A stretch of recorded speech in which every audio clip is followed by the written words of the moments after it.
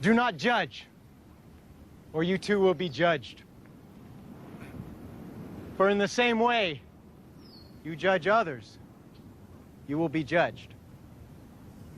And with the measure you use, it will be measured to you.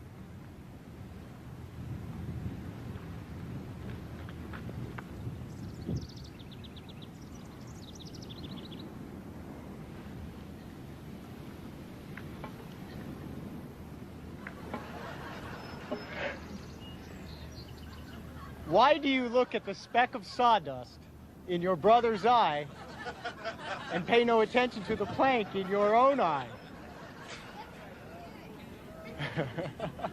How can you say to your brother, let me take the speck out of your eye, when all the time there is a plank in your own eye? You hypocrites.